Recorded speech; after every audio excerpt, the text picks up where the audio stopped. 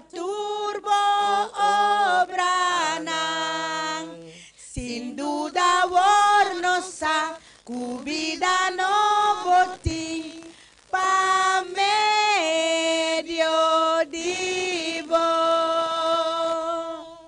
Amen. Amen. Dank u, Señor. Zullen we eerbiedig zijn om te bidden. Vader in de hemel, dank u wel voor deze gelegenheid die ons samenbrengt. We zijn zo dankbaar als wij terug gaan blikken over de afgelopen 6 dagen. Dat u ons geleid hebt. U hebt ons gevoed, u hebt ons beschermd, u hebt ons gezegend. En daarvoor willen wij u danken en loven en prijzen. Wij willen u eer geven, o Vader. We danken u in het bijzonder voor onze verlosser, Jezus Christus. Dank u wel voor wat hij voor ons gedaan heeft. Hij heeft zijn liefde geuit op het kruis, Vader. Hij heeft de losprijs voor ons zonde betaald. Hij heeft zijn leven gegeven in plaats van ons leven. En Vader, we zijn zo dankbaar voor de leiding van de Geest. We zijn dankbaar voor de bescherming van uw engelen. Wij komen tot u vandaag. We stellen ons harten open voor uw Zoon Jezus Christus. En we bidden, Vader, voor de uitstorting van de Geest over ons. Vergeef ons van al onze zonden en ongerechtigheden. Dit is ons gebed met dankzegging in Jezus' naam. Amen.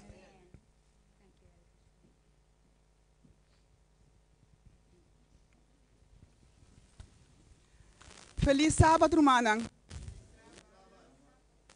Nesse momento, nós vamos começar com o nosso culto divino. Nós queremos extender feliz sábado, boa tarde e bom bini a cada de nós, Rumanang, que se pespa, está junto conosco. A Emerdia, Igreja de Refúgio. Que bom Deus vai bendicionar nós tudo grandemente. E nós, Rumanang, of visita, que está visitando nós também. Riba, rede social. Nós queremos que você tour também boa tarde, sentir você na casa, mientras que você está na casa, para desfrutar da palavra de Deus que Deus tem para nós a dia. Turbia, lá nós manter uma oração de nosso coração, papi com Deus, e para ensinar que é por haver nosso coração, que nós podemos receber a palavra na maneira Espírito Santo que vai papi com nós. Nesse momento, nós aqui, prometo turcos, nós pedimos a diácono. Nós vamos passar adiante, assim que nós podemos recolher o diezmo e ofrenda.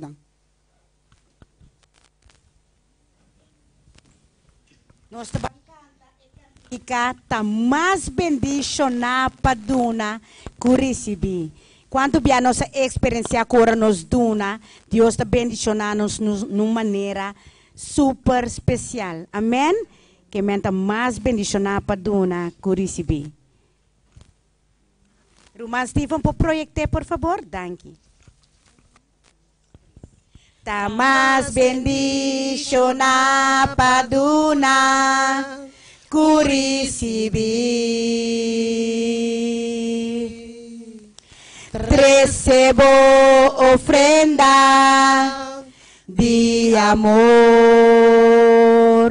pa sombra gran fieldad. Abinta guardo demostrar, dordivo diezmo, ofrenda, duna turco amor, nabo Señor.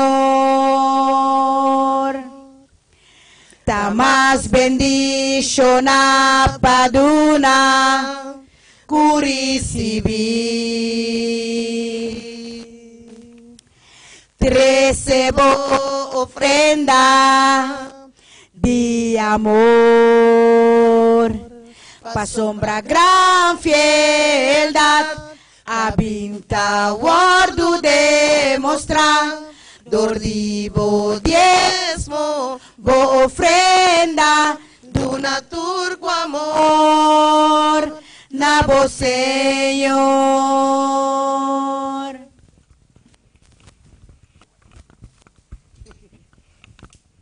Rumana por posicionarnos para nos por bangresa.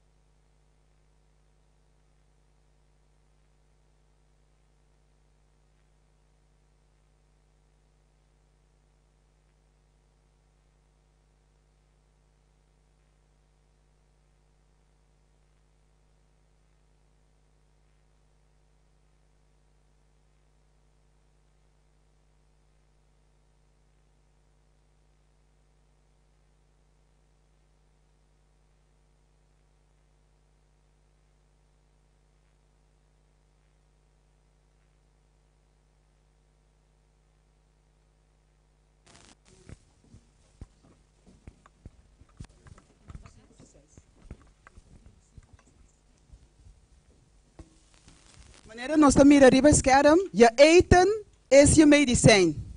Esse é o título de nosso mensagem de Aimeinta. Pero prometo que esse lá nos lesa é versículo de meditação. Esse nós está em ele de book de Gênesis, capítulo 1, versículo 29 e versículo 30. Gênesis 1, 29 e 30. Versículo 29 e 30.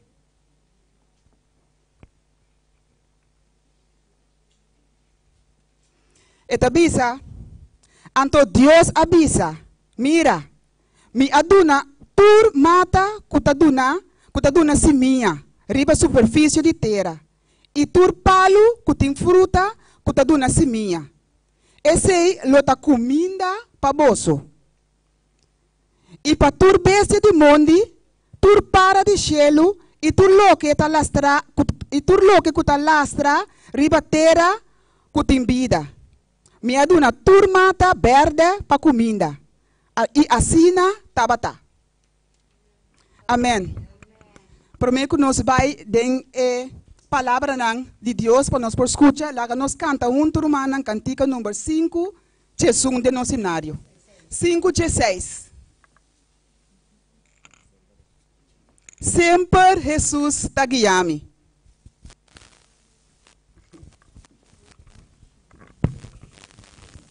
Sempre Jesus está guiando-me, que comas me por pedir, com me por duda su cuido, nunca le abandona-me. Paz celeste y consuelo, nos tornador de fe. E me saco que passa-me, Jesus dobra turcos bom. E me saco que passa-me, Jesus dobra turcos bom. Sempre Jesus está guiando-me, alegra-me, passonam. Su gracia está donami, alimenta mi cupán, mas que mi paso por falla y mi alma por ti sed. Foi Jero camita mira, gran fuente de gozo. Foi Jero camita mira, gran fuente de gozo. Sempre Jesus está guiando-me, oh que grande está su amor. Vas perfecto la priminti, den casi redentor. Ora milanta foi morto, pa vida inmortal. Lo mi canta den edad nang, Jesus ta guía mi fiel. Lo mi canta den edad nang, Jesus ta guía mi fiel.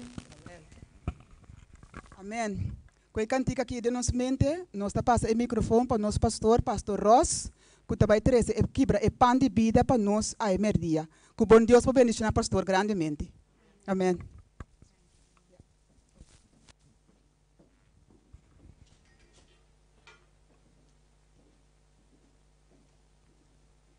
Broers en zusters, goedemorgen. Heel gezegende Sabbat. Fijn om jullie weer te zien. Vandaag willen wij stilstaan bij de schepping en wat was Gods bedoeling geweest in het begin. En voordat wij in het woord gaan duiken, wil ik met jullie samen bidden. Zullen we eerbiedig zijn. Vader in de hemel, wij willen u uitnodigen in ons harten te komen. Heer Jezus, wij willen u ook uitnodigen om volledig in ons te komen wonen. En Vader, we bidden voor de uitstorting van de geest. Als wij dit onderwerp gaan bestuderen, we hebben uw leiding nodig. Laat de geest van u in ons midden komen, in ons hart komen. Is ons gebed in de naam van Jezus Christus. Amen. voeding. We hebben hier dagelijks te maken met voeding. Wat eet u? Wat drinkt u iedere dag? We gaan even stilstaan bij dit onderwerp. En ik hoop dat als u van hier vertrekt, dat u nooit zal vergeten waarover we hebben gesproken. En dat u dit boodschap zal toepassen. Ik dit boodschap zal toepassen. Voeding. Je eten is wat? Je medicijn. Altijd was Gods bedoeling geweest. Ik zie dat ik heb mijn afstandsbediening in mijn tas laten staan.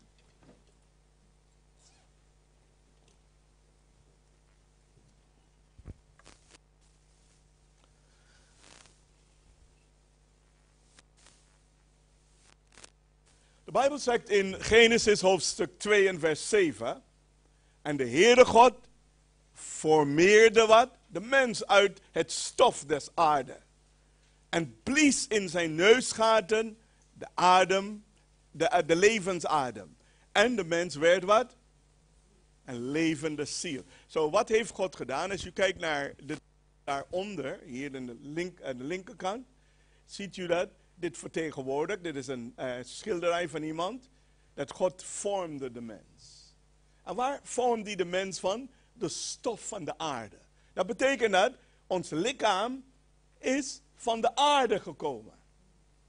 Ja? Alle elementen van de aarde vinden wij terug ook in het lichaam. Als u kijkt hier, ja, dan merkt u dat dit is Gods bedoeling geweest. Van Genesis, van elementen tot de mens. Ja? Zo Genesis 2 vers 7 zien wij dat God de mens heeft wat gemaakt uit de stof van de aardembodem. En dan wat merken we ook, is dat de mens bestaat uit stof.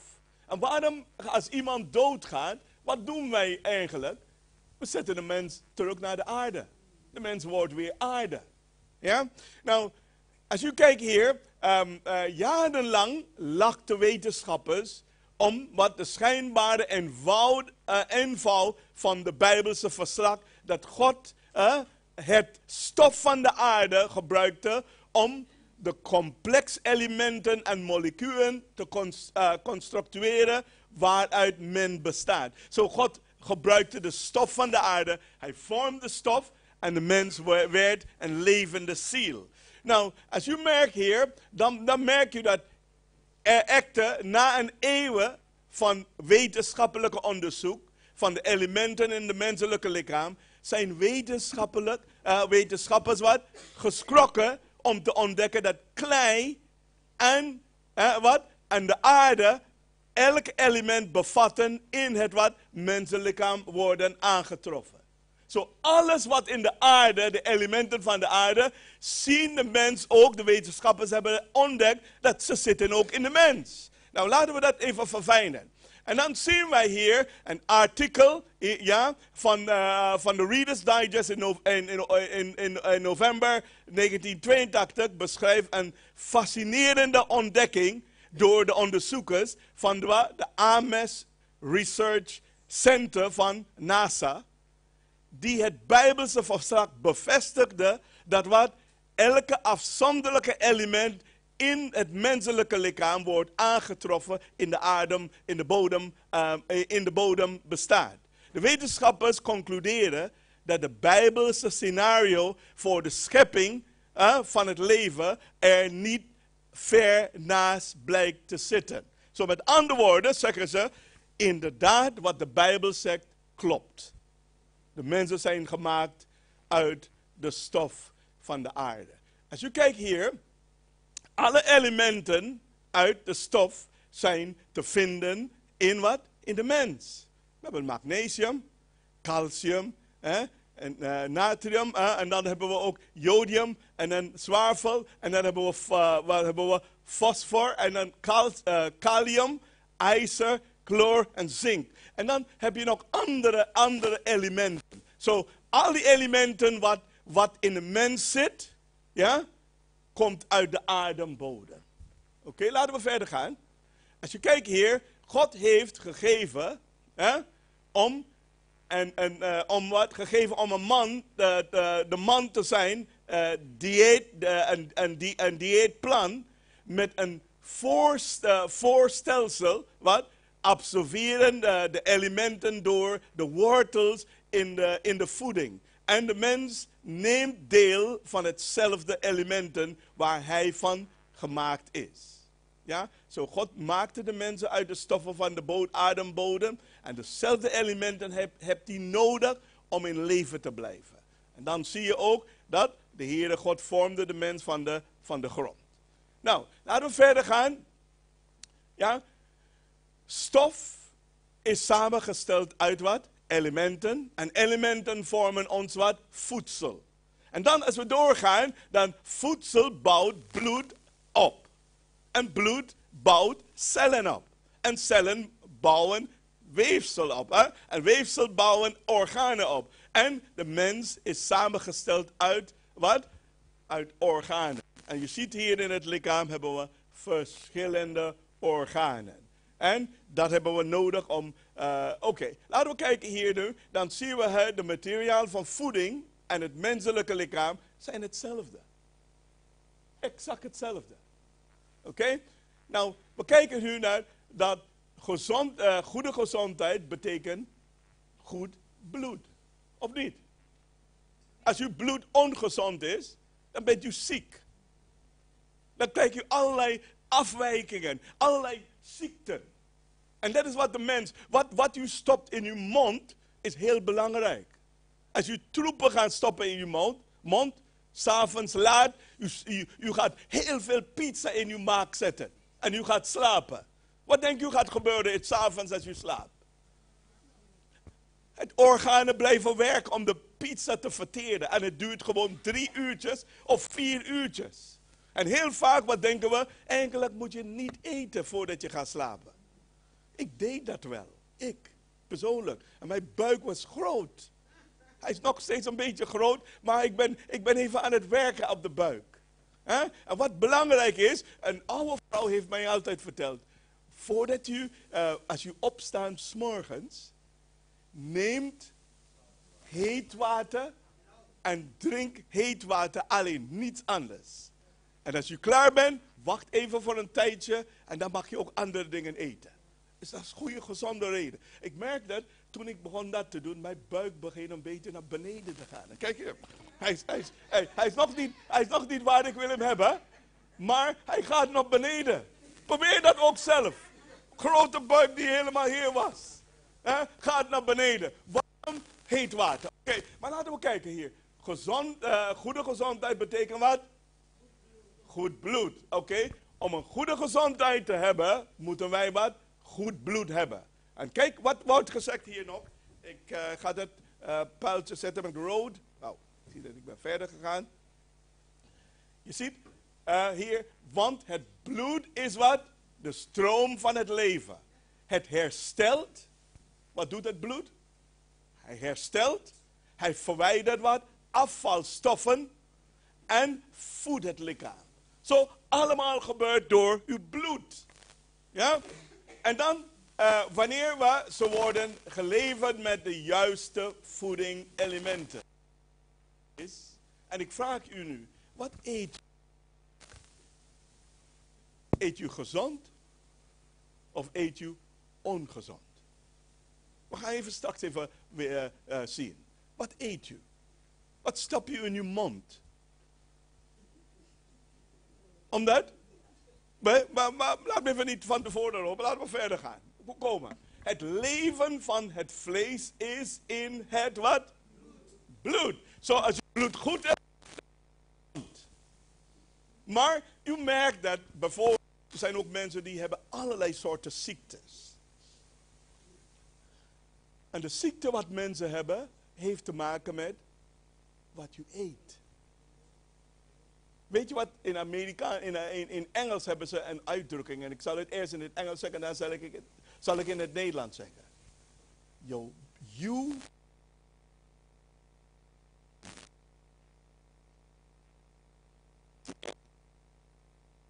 Wat u in je mond stopt, dat is hoe je lichaam wordt. Ja, zo, het leven van het vlees is in het bloed. Laten we verder gaan. Goede gezondheid begint aan wat?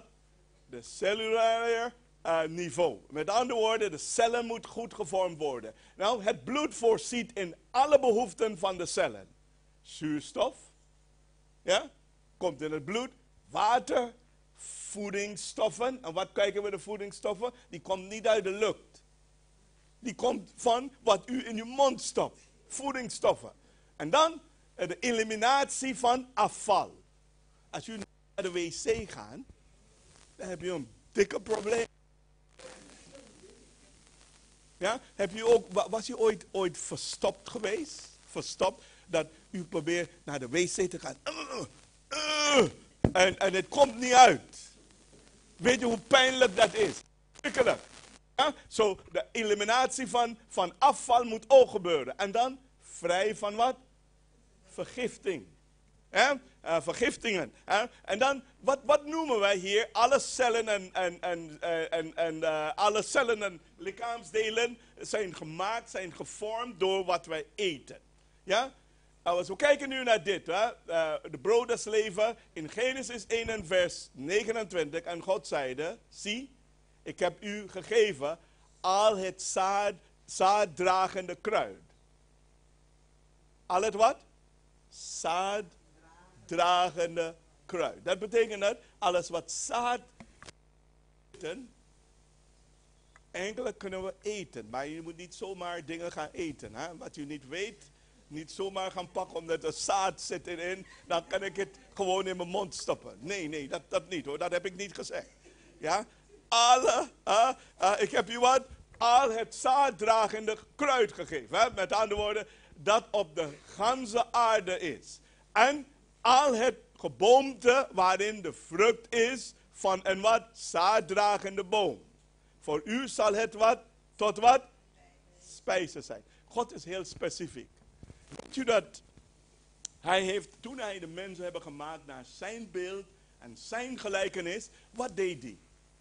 Hij gaf hun ook regels voor voeding. En dit is de regel, simpel. Gewoon alle zaaddragende kruid en alle zaaddragende bomen waar de vruchten op zitten, kan je ook eens tot spijzen van jullie.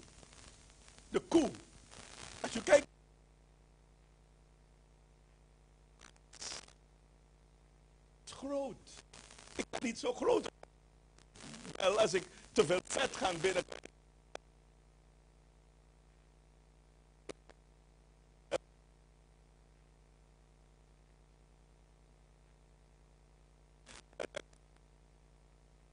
Ja, maar wat is de bedoeling van God? Is dat wij gezond gaan eten. Je bent wat je eet. Stel voor, in deze vleessoorten heb je gemerkt dat als je dit elke dag eet, wat gaat gebeuren? De dieren controleren ze niet als de dieren ziekte hebben of niet. U neemt een dier, u kookt hem op uw gasfornuis, of in een pot of een pan, en u eet dat op. Maar de vraag is, wat zit er in de vlees? Was de koe ziek geweest?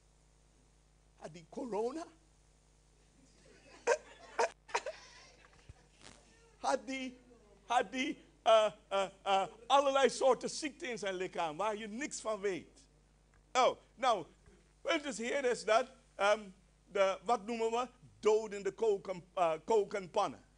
Ja? Met andere woorden, eieren. Is het gezond? Als je kijkt naar documentaire, dan hoor je. Ik zag ook een documentaire over een vrouw die 100 en nog wat is geworden. Ik weet niet meer, 103 of weet ik veel. En ze zegt, elke dag eet ik 1 ei of 2 eieren. Maar goed, de eieren kunnen ook bacteriën daarin zitten. En u slikt dat, u kookt dat en u eet het op. Het proeft lekker, eieren is gewoon lekker. Maar je weet niet wat je binnenkrijgt. Ja? Ja? En dan hebben we ook hier gevaar.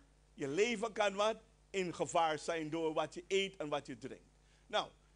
Nou, wat merken we hier is dat mensen eten dingen dat hoog in vet zijn. Heel vaak eten we dit soort dingen. En dan, de Bijbel waarschuwt ons dat wij moeten oppassen voor dit soort dingen. Too many calories and too little exercise. Ja? Heel vaak, wat doen wij? We eten heel veel dingen. En als je gaat naar de McDonald's of Kentucky of wat dan ook, je kijkt al deze vetachtige dingen. En ze zijn lekker, toch? Als ik naar de McDonald's ga, dan zie ik heel veel mensen. Heel veel mensen. En sommige mensen eten dat dagelijks, hoor. Dagelijks. Kentucky. Je weet wat ik bedoel. Oké, obesity en excess fat. Ja, kijk, je ziet hier, de man is aan het eten hier. En eet zichzelf. Elke dag is hij bezig om te eten. En als je kijkt hier naar zijn lichaammassa, heeft hij heel veel lichaammassa omdat hij eet heel veel dingen. Hoe vlees diabetes veroorzaakt. Ja? En wat noemen we hier is dat de eirenrijk dieet wat veroorzaakt nierenbeschadiging. Hoge vetgehalten verstopt de insulinereceptoren. En dan hebben we ook dierlijke producten belast de lever, waardoor wat? De bloedsuikerspiegel wordt wat? Gereguleerd. Dan merken we ook is dat en daarom is de advies hier om je vet, als je te veel vet eet, om dat te reduceren. Waarom krijgen we allerlei hartproblemen? Is door de vet wat wij consumeren. Weet je dat? Hartziekte, cholesterol, hoge cholesterol. En de ei, als we ei eten, dan komen heel veel cholesterol ook in het lichaam. Oké? We verder gaan.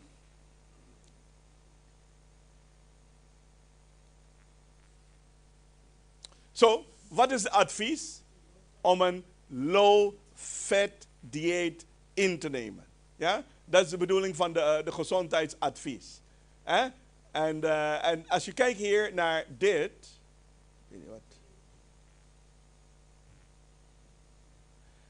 Als je suiker eet, en de suiker komt in het lichaam, hij blokkeert vitamine B12 om in het lichaam te komen. Weet je dat? Suiker.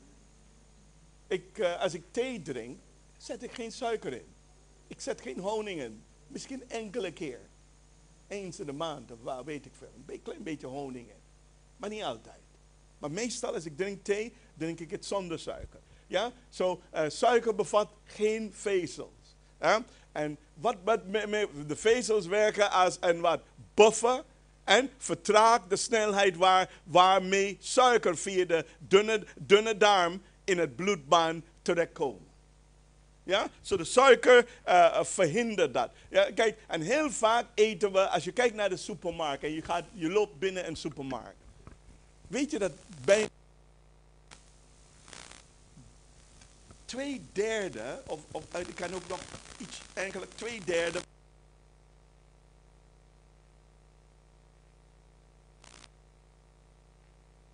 zitten in de eten op de supermarkt. Je ziet allerlei, eigenlijk moet ik een foto laten zien hier van een supermarkt. En je ziet heel veel verschillende soorten eten. Weet je waarom blijven ze zo lang in de supermarkt? Omdat er zitten allerlei chemicale elementen in om de voedsel wat houdbaar te laten staan. Om dat voor lang te bewaard te blijven.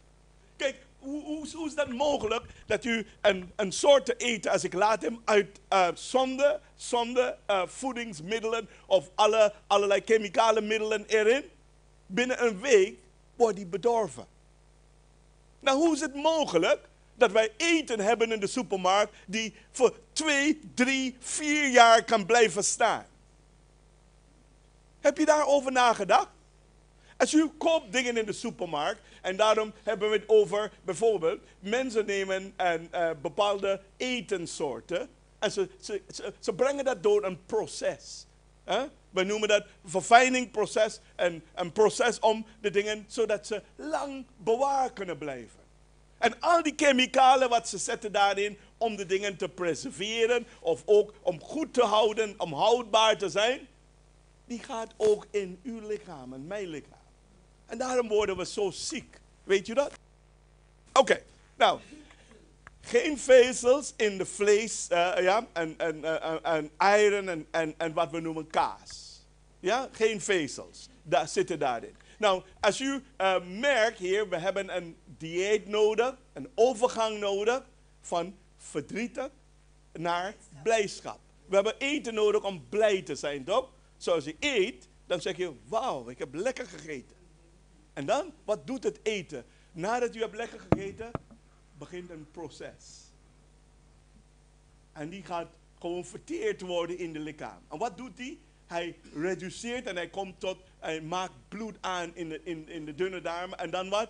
De bloed gaat nu naar uw lichaam. U krijgt voeding. Zoals u merkt dat uw gezicht helemaal groot wordt groot, wordt uw hoofd wordt groot.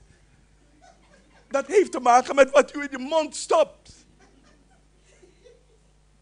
Snap wat ik bedoel? Uw nek wordt helemaal groot. Waarom wordt uw nek groot? Omdat u zet dingen in uw mond dat uw nek groot laten worden. Of niet? Oké. Nou, kijk, als je kijkt naar deze mannen. Deze mannen hebben, ze zijn allemaal wat gelukkig, hè? Je ziet het hier, wat doen ze? Deze eten verschrikkelijk veel. Je ziet hoe de mannen zitten? Oké, nou, wat hebben we nodig is, kijk, als je kijkt naar hoe kleurrijk God heeft alles gemaakt. Ja? De fruiten. De vruchten zijn ook mooi. Als je kijkt naar de oranje, we hebben groen, we hebben donkere groen, we hebben bruin hier van de vijgen. En dan hebben we ook paars, een beetje paarsig, roodachtige. En dan heb je allerlei kleuren van fruiten. Waarom? Ze zitten met verschillende mineralen en vitamine. En eigenlijk, als je dit, en ik zou je een verhaal vertellen over een man. Man heeft kanker gehad, is gediagnoseerd met kanker. Hij is verdrietig geworden. En heeft gehoord over de fruitendieet. En wat heeft hij gedaan? Hij is gestopt met alle soorten, andere soorten eten. En hij aten gewoon alleen maar fruiten of vruchten elke dag. Weet je wat is gebeurd met de man? Helemaal genezen. Van al zijn ziekten. Waarom? Omdat in al deze voedingssoorten wat God heeft ons gegeven, vooral wat komen van de bomen, ja, die brengen wat? Die zitten rijk met mineralen en vitamine. En je ziet, wat moeten diabetici eten?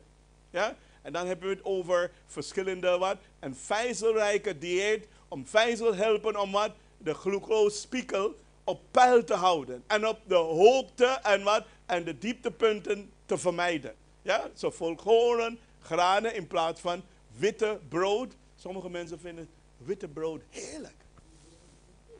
En zo is witte brood. Als u eet witte brood met dingen, is het lekker. Laten we eerlijk zijn. Maar wat krijgt u daarvan?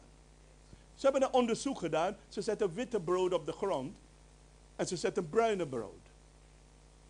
Weet u dat de ratten komen af bij de bruine brood en ze laten de witte brood staan? Ratten, hè? Wij zijn geen ratten. We zijn mensen met verstand. Ja? En dan, wat merken we? Volkoren granen in plaats van witte de granen die door een proces is gegaan. Vers fruit. En dan wat? Vers groente, rauw voedsel. Wat denk je van dit? Ik hoorde ook een documentaire over een vrouw die ze zegt dat ze eten geen warme eten meer. Wat doen ze? Fruit, groente, eten ze zonder te koken. Dat is niet makkelijk hoor.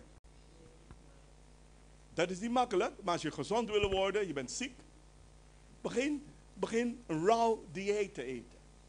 En ik wil van je horen over 3 maanden wat is gebeurd. Je bent ziek, je lichaam is ziek, je hebt allerlei ziekten in je lichaam. Begin een groentedieet te hebben. Zonder te koken, heel veel sla en tomaat en al dat soort dingen te eten. Met andere woorden, vezels te eten. En minder van andere dingen te eten. En dan goede vetten, zoals avocado en olijf. Dat zijn de goede vetten. Maar vetten wat je krijgt van de dieren, die is niet goed voor ons eigenlijk. Ja? Oké, nou, wat hebben we? We hebben een dieet laag in vet, laag in eiwit, rijk aan vezels en wat? Rijk aan wat? Voedingsstoffen. Hebben we nodig voor onze gezondheid. What should we eat? Wat moeten we eten? En je ziet hier, je hebt ook rijst hier. Je hebt ook een soort, wat je hebt van mais hier gemaakt. En dan heb je ook, wat heb je hier? Bonen. Ja? Ja? Maar in plaats van rijst kunnen we quinola ook gebruiken. En andere dingen, wat beter is voor ons. Kijk hier, het oorspronkelijke Bijbelse dieet van Genesis 1 vers 29 is vruchten, noten, granen, zaadjes, of zaden, en dan zaadjes, en dan wat? Een groente. Dat was het oorspronkelijke dieet. En hoe aten ze dat? Adam en Eva kookten in het begin niet bij het paradijs. Wat deden ze? Dit kunnen we, dit dingen, openbreken. En wat de zaadjes die daarin zitten, eten. Weet je dat dat gezond is? Dat gaat je gezondheid bevorderen. Zo, de buitenkant. En als je de buitenkant kan eten omdat het jong is, moet je hem jong plukken. En dan die jonge bonus kunt je wel zo opeten, kauwen. Maar goed wassen. Anders mag je misschien een kleine insecten zitten daar en dat is een beetje vitamine. Maar zorg dat je dat goed wast voordat je gaat in je mond stoppen. Ja, zo belangrijk ook. Oké, we hebben ook een variatie nodig en heel veel variaties nodig. Hè? Groenten, de bonen en de noten en u kan doorgaan. Ja, we hebben dat nodig. Omdat God heeft een variatie gemaakt voor ons. Hè? Witte brood, in plaats van witte brood, gebruik wat? Whole wheat en met volkoren broden. Ja, dat is beter voor ons. Ja? En wat is het verschil tussen dit en dat? Hier hebben we hier zonder voedingswaarde. Kijk je hier. Heel weinig, minder krijg je wel binnen. Dit, als je dit koopt, als je ziet de rijkdom. Kijk het verschil tussen de twee. Dit is door een proces gegaan om wit te worden. Dit is gewoon de normale kleur wat God heeft hem gemaakt. En ze hebben brood van gemaakt. Zo, wat wil ik u aanbevelen als u gaat eten, als u gaat naar de winkel, koop geen witte brood meer. Heb u niks aan. Wat doet u? Vult uw maag, maar wat krijgt u daardoor? Niets voor uw geld. Als u dit gaat kopen, dan wat? Kijk u wel wat? Voedingswaarde. Je hebt ook een beetje vitamine, mineralen zitten in. En dan kunt u ook proteïne ook kijken. Oké. En dan kijken we hier de fruit en de groenten hebben we allemaal nodig. Waarom? Omdat God heeft ons gemaakt om dit te consumeren. Ja? Als je kijkt hier, banaan, appels, papaya, sinaasappel, avocado, meloenen.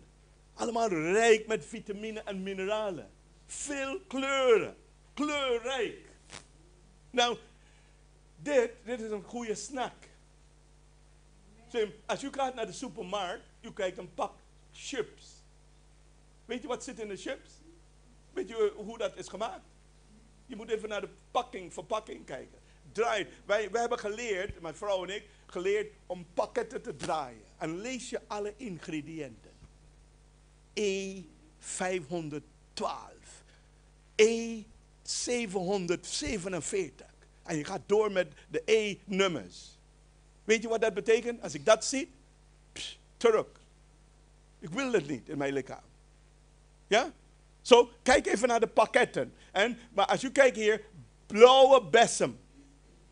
Weet je, dit is gezond. Weet je, als u ziek bent en u dagelijks heel veel, bijvoorbeeld 's morgens als u opstaat, veel blauwe bessen gaat innemen.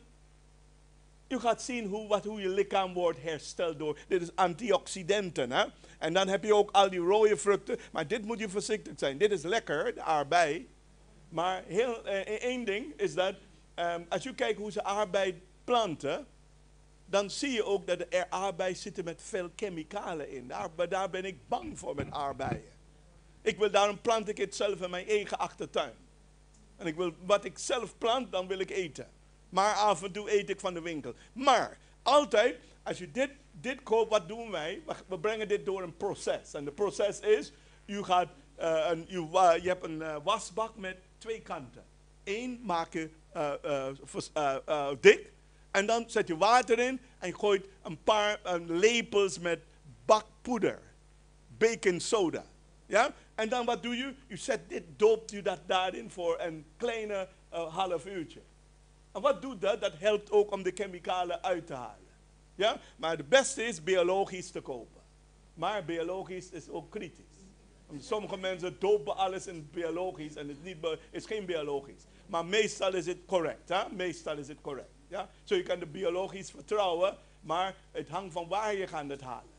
Als mensen die onbekend zijn, die proberen ook geld te verdienen, die kan niet schelen over jouw gezondheid. Wat willen ze doen? Is verdienen. Je weet het, hè? Zo heel veel fruit te eten, 's morgens is het heerlijk. En deze papaya, hebben we geleerd ook, is dat je eet het vlees en dan de zaadjes die daar binnen zijn, slikt een paar van die zaadjes. Ik heb niet gezegd alles te slikken. Hè. Je moet niet van hier weggaan om te zeggen dat de pastor heeft je verteld om alles te slikken. Nee, dat heb ik niet gezegd hoor. Ik zeg hier, slik een paar van die zaadjes hier. Hè. En wat doet dat? Dat heeft, je kan ook op YouTube gaan over papaya zaadjes. Hoeveel voedingswaarde kun je daar uitkrijgen. En die helpen ook om je lichaam te herstellen. Ook. Zo, je kijkt naar de verschillende kleuren. Rijkdom, God heeft ons heel veel. En kijk hier de noten. De beste noten, wat we zeggen is de amandelnoten. Ja? En de walnoten. Walnoten lijkt als een hersen. Hè? Net zoals een hersen. Hij is goed voor je hersen eigenlijk. Goed voor je lichaam. Hè? De amandelnoten, in plaats van koemelk te drinken, kan je amandel zetten in een blender. En blenden, maar je maakt je eigen melk en je drinkt de amandelmelk. Ja, zo, en dan hier, dan hebben we ook de erwten, dan hebben we ook bonen. Allemaal, je ziet het, als je dit open gooit, als dit te hard, de buitenkant te hard is, dan eet je de binnenkant.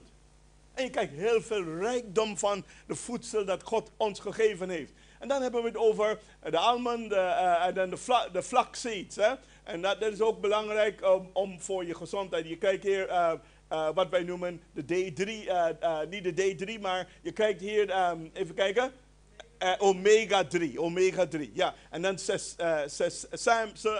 zaadjes heb je ook dat je kan gebruiken. Zo, we hebben alle verschillende soorten rijkdom dat God heeft aan ons gegeven, broers en zusters. Ja, en dan zien wij hier ook nog een herhaling van al die dingen, ja. Eet goed, met andere woorden, probeer goed te eten. En wat doe je in plaats van de goedkoop dingen in de supermarkt? Kan je ook een pizza vinden voor €2,50. €4. Maar wat krijg je van de pizza? Wat voor voedingwaarde? Neem je geld, liever koop een papaya, koop allerlei fruiten en eet dat. Dat is veel beter voor u en ook voor mij. Weet je dat? Dat is Gods bedoeling. Ja? De groente, voedsel. Ja? En dan hebben we al deze groentesoorten. Is allemaal goed voor ons. Weet je wat? Omdat de Heer heeft ons gemaakt om dit soort dingen te eten in plaats van die andere. Ja? En vezels wat? Helpen ziekte te bestrijden. Zoals we allemaal vezels binnen hebben, dan wat? Dat functioneert als een laxerende middel ook. U wordt verstopt. U merkt dat u gaat niet naar de wc, heel vaak naar de wc. Wat heb ik geobserveerd? Probeer meer water te drinken. Weet je dat als de poep te hard is in het lichaam en u probeert dat uit te krijgen, krijg je dat niet makkelijk uit. Waarom? Hij is te hard. En als die buiten komt, kan bloeding ook komen daaruit. Snap wat ik bedoel? Bloeding kan komen. Waarom? Omdat u drinkt niet genoeg water. Als u water drinkt, dan gaat u in de wc. Huh? Nou, het verschil is, als je te weinig water drinkt, wat gaat gebeuren? Ja, maar als u in de wc gaat en u drinkt genoeg water, wat gaat gebeuren?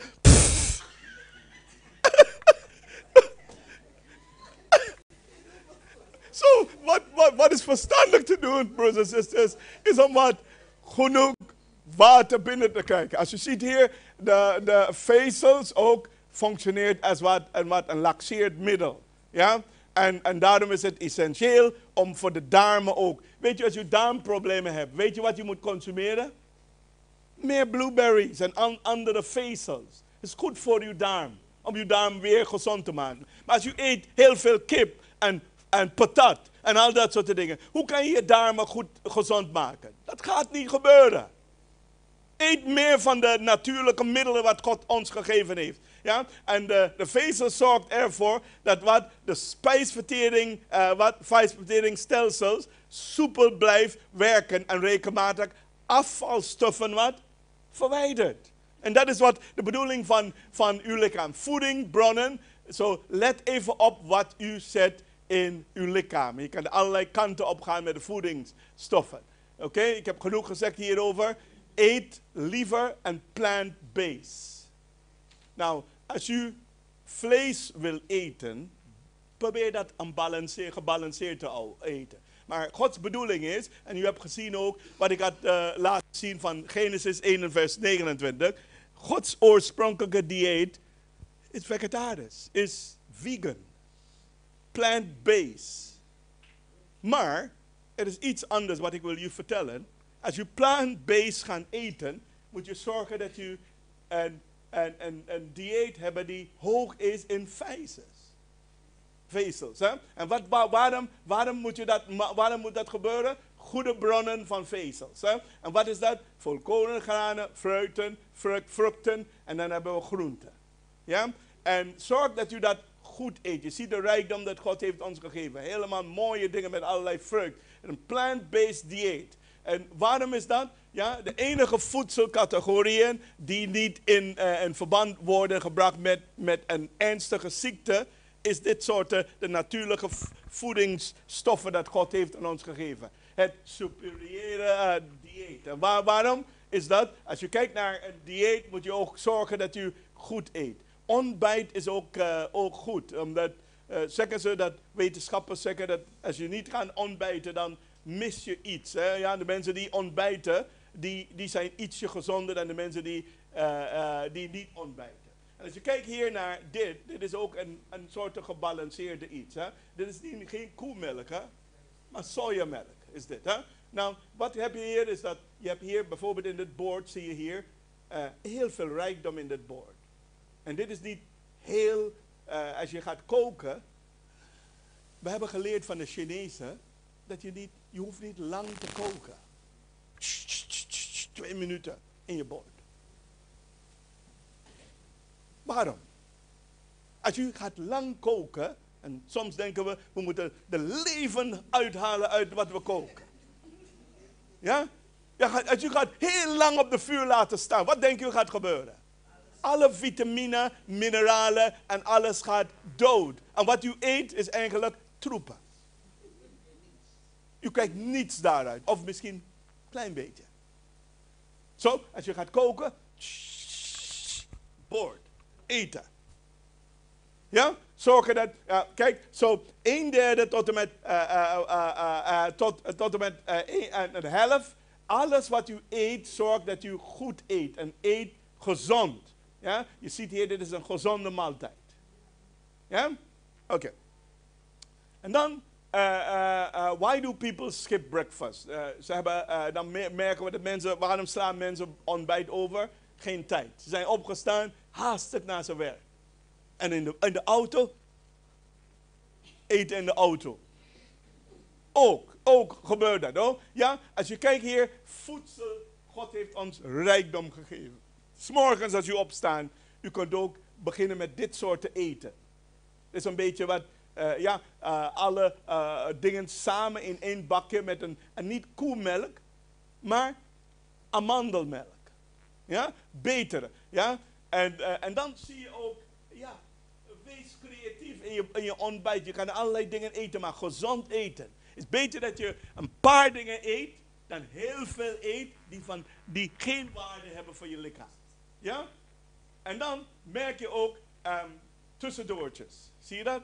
Dat laat ons ook een beetje dik worden. Deze man is bezig je ziet zijn ogen. Hij is bezig om tv te kijken. En terwijl hij vult de maag met allerlei dingen. Ja? Je ziet het ook. En dan, sommige mensen willen gewoon de ontbijt overslaan om gewicht te verliezen. Maar is dat gezond? Nee.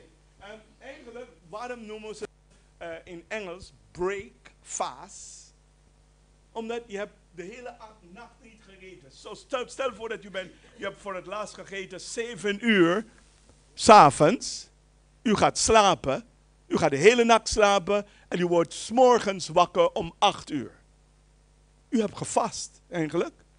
7 uur tot 8 uur de volgende dag. Dat betekent dat. En daarom noemen ze dat break fast. En dat betekent dat u gaat dus vasten stoppen. U eet iets in, u zet iets in uw maag. Ja, zo je hoeft niet de ontbijt te overslaan. Nou, we kijken hier naar bijvoorbeeld een plan voor basismenu. Gerookte graan en dan wat? En een van de volgende. Geest en dan bruine rijst, gerst. En dan hebben we havermont, hebben we spelt, hebben we quinoa, fruit. Ja, je kan ook creatief zijn in je ontbijt. Wat je wil eten voor ontbijt. Dit is ook een soort voorbeeld van. Zo, je hebt een klein stukje, je hebt ook havermont. En je hebt ook, de beste is, zeggen ze, in plaats van havermont te eten. Hebben jullie ooit gehoord van buckwheat? Buckwheat. Weet je dat dit is veel beter dan havermont? Ja? En dat zeggen ze ook van studies wat ze hebben gedaan. Buckwheat, zo heet die. Ja? Zo je kan dat ook gebruiken. Oké, voor lunch hebben we ook bruine rijst, mais, millet, patat, whole grain pasta. En dan hebben we ook van de groenten. Je hebt rauwe salade. En je kan ook brood eten ook. Ja? En voor je avondmaaltijd wat? Very light, licht. En wat zeggen we daar? Is de diner, dat is ook een voorbeeld van. Ja? En dan breakfast, ja, je moet ontbijt eten net zoals een koning. Je lunch moet je net zoals een prins moet je eten. En 's avonds moet je als wat? Een bedelaar. 's Avonds. Weet je dat? Dit is wijsheid hierin. Weet je waarom? 's Morgens als je opstaat, omdat je hebt zo'n lange periode geslapen, heb je ook voeding nodig om je lichaam te voeden. En dan 's middags heb je ook iets nodig. En dan 's avonds voordat je gaat slapen, hoeft niet zoveel. Zuur 's avonds. De meeste mensen. En dan als je belt, dan zeggen ze, nee, je moet mij niet bellen rond deze tijd. Ik ben even aan het eten met mijn vrouw en mijn kinderen. Ja, het is etenstijd. Bel niet rond etenstijd. Bel daarna. Uur of 2 uurtjes later. Maar nu, oké. Maar is het verstandig om 6 uur je warme maaltijd te eten? Als u dat goed vindt, dan is jouw keuze. Maar het beste is om goede ontbijt als een koning. 's Middags eet je een zware maaltijd. 's Middags ook. Een mooie maaltijd. En 's avonds een paar fruiten. Ja? Oké, en dan zien wij hier dat de bedoeling van God is dat wij de maaltijden gaan gebruiken die ons zal voeden. Ja? En dat is Gods bedoeling geweest. Nou, je ziet hier, uit de adembodem deed de Heere God groeien tot elk boom die wat aangenaamd is om te zien. En goed tot voedsel. De boom des leven ook in het midden van de tuin. En de Heere God gebood de mens, zeggende, van elk boom des hof mocht gij vrijelijk eten. Zo, de bomen gaat u vrijelijk eten van de boom. En hij doet wat? De gras groeien voor de vee en het kruid voor de dienst van de mens. Opdat hij voedsel uit de adem kan voortbrengen. Zo, wat is Gods bedoeling? Is dat wij goed gaat eten, gezond gaat eten. En u ziet ook dat in Openbaring zegt dat de boom des leven heeft 12 soorten vruchten. En elke maand haar vruchten voortbrengt. En de bladeren van de boom waren voor de genezing van het volk. Ja? Zo, dat is Gods bedoeling geweest. De Heere heeft zijn leven gegeven aan de boom en de wijnstok van zijn schepping. Zo, wat is de bedoeling van God? Ja, is dat de Heere wil dat wij elke kruid gaan eten. Tarwe, mais, rijst, gerst en peulvruchten en haver. En wat wil hij? Hij wil dat wij gezond blijven. En waarom? Omdat de Satan is gekomen. En wat heeft hij gedaan? Alles verpest. Wat doet hij? De voeding. In plaats van goede voeding te eten, wat eten wij? Verkeerde voeding. En we worden allemaal ziek. En als we ziek zijn, kunnen we God niet op de juiste manier dienen. Weet je dat? Ja? Zo, wat is de bedoeling? Wat is verstandig? Is dat laten we gewoon alles wat niet goed is vermijden. Ja? En omdat God maakt geen fouten. Als je ziet dit hier. Ja? Wij willen ook dieren hebben. Dieren eten. Kijk hier. Dit zijn de mooie dieren dat wij kunnen eten. Ja? We hoeven die andere soorten dieren niet te eten. Ja? Zo, kijk hoe mooi hebben ze gemaakt. Ja? Vlees is niet essentieel voor de gezondheid of kracht. Anders maakt de Heer een fout toen hij Adam en Eva voor hun val van voedsel verzorgt. Alle voedingselementen zitten in de fruit en de groenten en wat? En de granen. Alle voedingselementen. Hoort u dat? Niet sommige. Ja, nou laten we dit citaat even kijken. Kijk hier. Ja? Het eten van voedsel met gezicht is niet Gods plan voor de mensheid. Hoort u mij? Het eten van voedsel met een gezicht is niet Gods plan voor de mensheid. Wat wil hij dat je eet? Dit. Dit mag ook een gezicht hebben. Ja? De groenten en alles wat de Heer aan ons gegeven heeft. Nou, laten we kijken. Zo, al deze dingen met gezichten is niet de bedoeling om dat te eten. Dat is niet Gods bedoeling. Ja? Ik wil even afronden, omdat ik zie mijn tijd is voorbij. In plaats van hoge cholesterol te eten, eet wat no cholesterol, zonder cholesterol. Ja? En waarom? Om gezond te blijven. En als u kijkt naar je vetachtige dieet, u gaat naar de McDonald's of Kentucky, dan wat? Zet u druk op uw immuunsysteem. Weet u dat? Uw immuunsysteem wordt onder druk gezet. Ja? En daarom is het dat soort dingen eten. Tweedehandse stoffen moeten wij niet eten. Ja? En als je vlees eet, eet je enkele tweedehandse voedsel. Waarom? De koe heeft gras gegeten en hij is heel gezond geworden. En wat doen wij? Wij eten zijn vlees. Enkelijk, hij is ook een schepsel van God. Hij eet de gras wat God heeft hem gegeven. Maar wij, wat doen wij? Wij eten hem. En dat was niet Gods bedoeling. Om de koe te eten. Ja? Zo, wat noemen we? Het leven dat in granen en groenten zat, gaat over in het eten. Hè?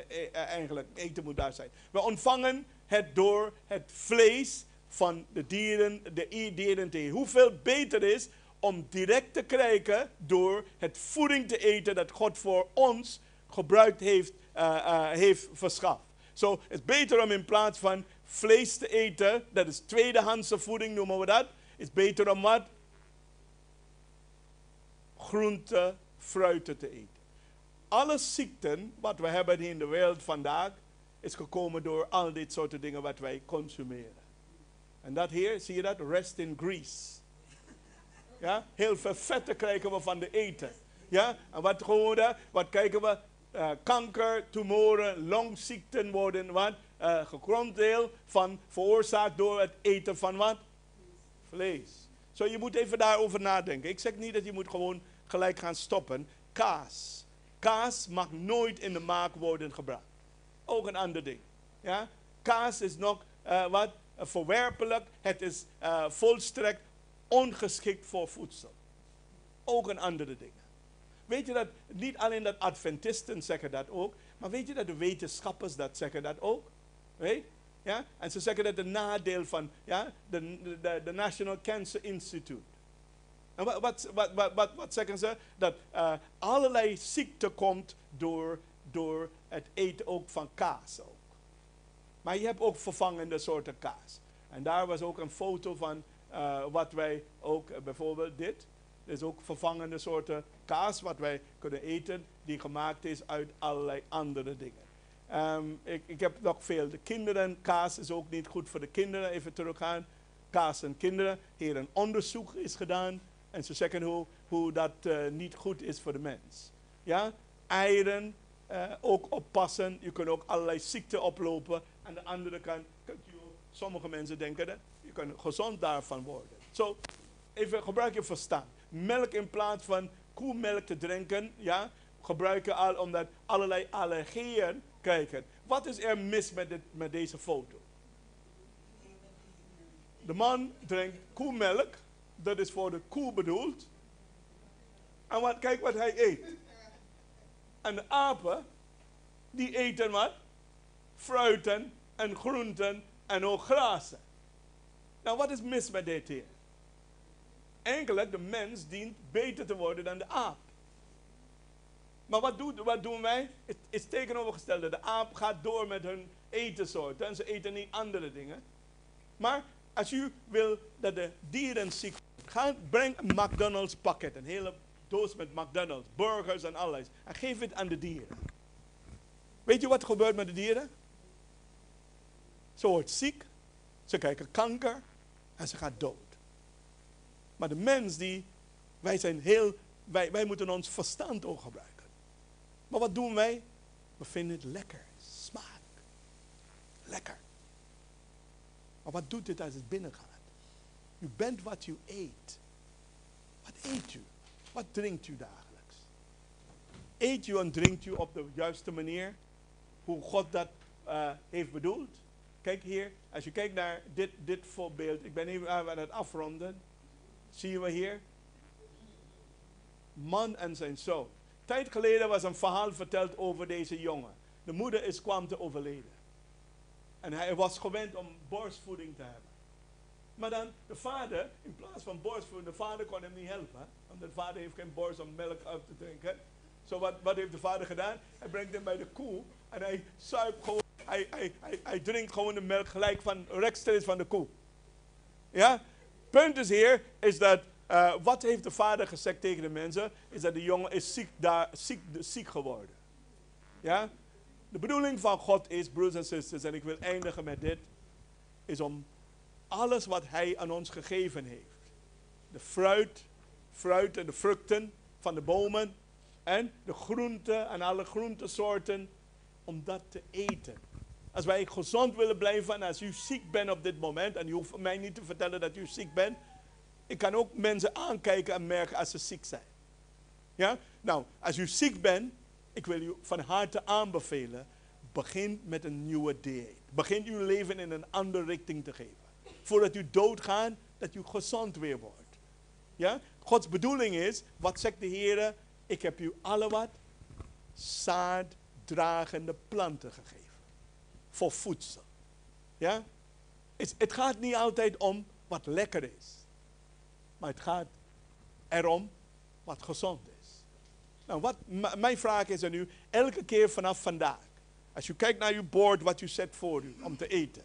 Kijk wat daarop zit. Dan stelt één vraag aan uzelf. Wat voor voedingswaarde kijk ik hieruit? Wat gaat dit doen voor mijn lichaam? Word ik hiervan gezond of word ik hiervan ziek? Laten we verstandig zijn. En ik wil u een oproep aan u doen. Ik eindig altijd met een oproep. En u zegt tegen de Heere, Heere, help mij om gezonde dieet te eten, in mijn mond te stoppen. Help mij om verstandig om te gaan met mijn eten, mijn drinken. Is dat wat u zegt? Dit is wat ik wil de Heer vragen om mij te helpen. En als u dat wil ik u vragen om op te staan. Wat doen wij nu? We gaan een moment van toewijding aan God. Wij zeggen tegen de Heer, Heer, help mij om gezond te zijn. Help mij om gezond te eten.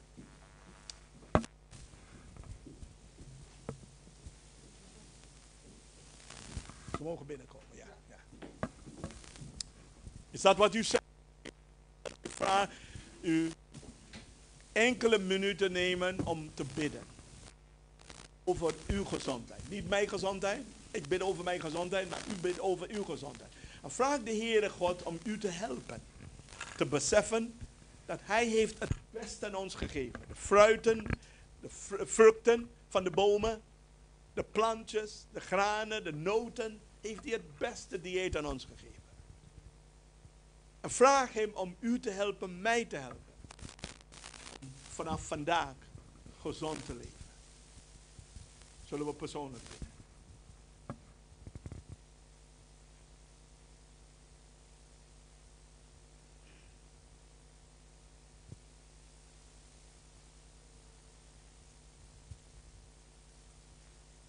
Vader in de hemel,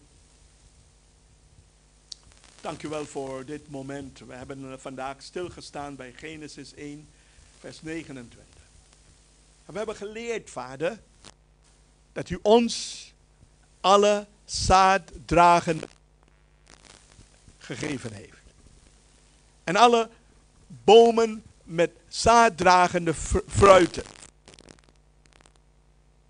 U hebt ons noten en de granen, de vruchten of fruiten. En u hebt ons een gezonde levensstijl wilt u dat wij hebben. Zodat wij ook u kunnen dienen.